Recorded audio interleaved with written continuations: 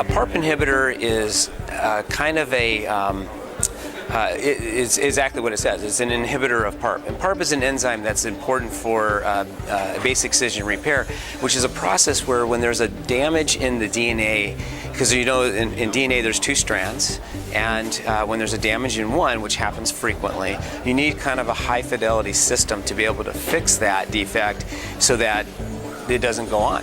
And so the concept here is that if you do inhibit that fix, that over time, under the normal conditions of a cell that's going through the cycling, is that there will be a second hit, a second injury. And that requires a very high fidelity system. The reason that's important is if you think about it, since there's two strands, and what makes up the strands, they're directly there's a direct partner to it. If you lose one strand and you have the partners that you know they're supposed to meet with, it's easy to fix them. But if you lose both, you have no template in order to fix it. And so homologous recombination is this complex process that fixes that defect.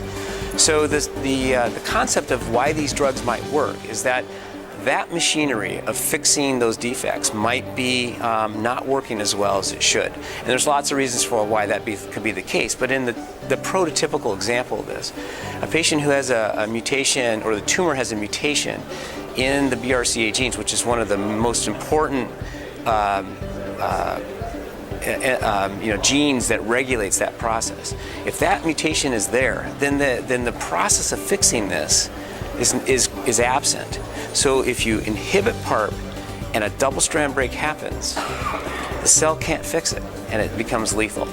So a PARP inhibitor in a patient that has intact machinery is not effective.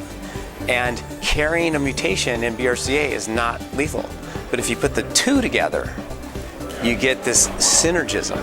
We call it synthetic lethality, which allows the cancer cell, to die when the normal cells will survive. And that's the kind of the neat thing about this new class of drug that we hope to be able to offer to almost at least half of our patients in the future.